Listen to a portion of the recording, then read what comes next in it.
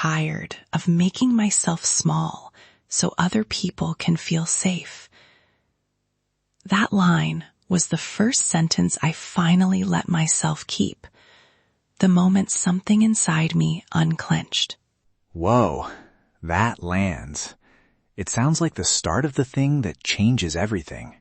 If you've been shrinking, if you've been keeping pieces of yourself folded down to fit someone else, this episode is for you. I'm Samnang. I'll read parts of a letter I wrote when I needed permission to be seen, and I'll tell you the small, practical moves that kept me safe while I did it. And I'm James. We're not therapists, just two men who've been in this long enough to know how messy truth can be. We'll keep it real and practical. You're not alone. I started writing because my head was a crowded room of what-ifs. What if they hate me? What if they disown me? What if I lose my parents? I'd been invisible in tiny ways for years, avoiding stories at dinner, saying no to gatherings, sidestepping questions. Right. So the letter became a rehearsal and a shield.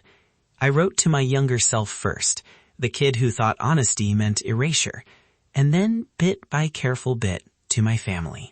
Tell them about the nights you rewrote the same line a dozen times. I sat at the kitchen table with my phone's flashlight as my only lamp. You read each line aloud to me, like a prayer. I would write something blunt. I'm gay, and then stop. Who needs to hear this first? Which words lower heat instead of inflaming it? I learned to shape sentences that protected and told the truth at once. One draft became a workhorse. I am writing because I want you to know me honestly, and because I want to keep a relationship with you.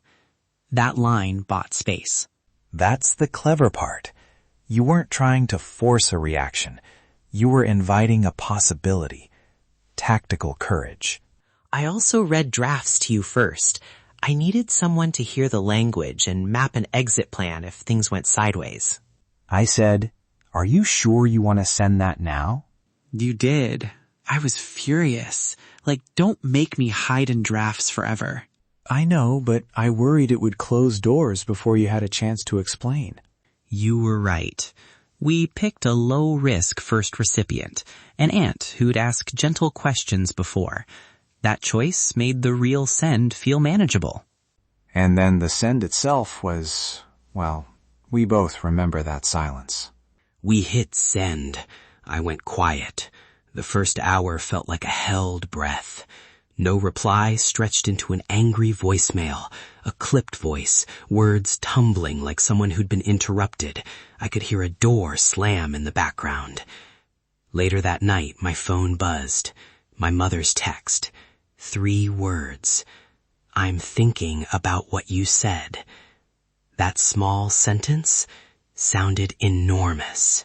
Hearing that voicemail description makes the silence feel louder. What did you do in those hours? I tried to distract myself and failed. I paced. I reread the sentence. I texted you, "I can't breathe." You texted back, "We're here. One step." Small, steady things mattered then more than dramatic rescues. When your mom finally called, what stuck with you? Her voice was softer than I expected, and also guarded. She asked questions that stung, about reputation and community. But then she asked, "Are you safe?" That single question mattered more than anything. It framed me as a person, not a rumor.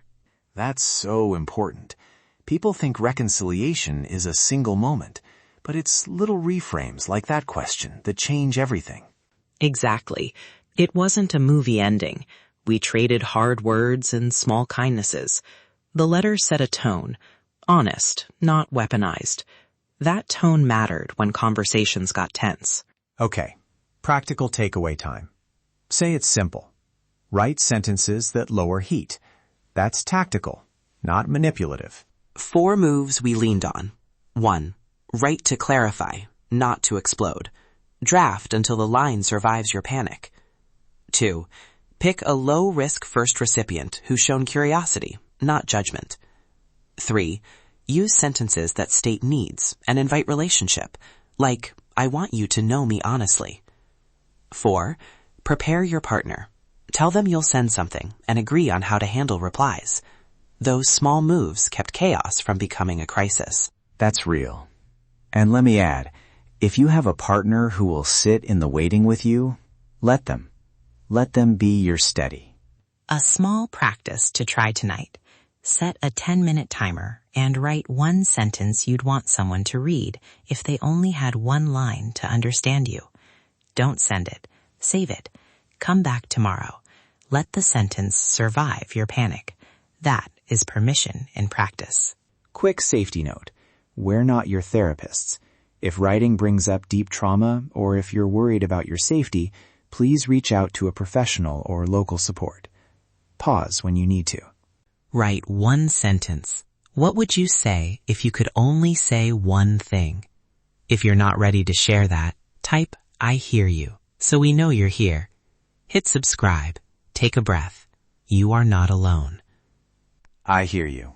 Thank you for being brave enough to listen. We see you. We'll be here next time. This is SNJ Pride. You're not alone. We'll see you in the next episode.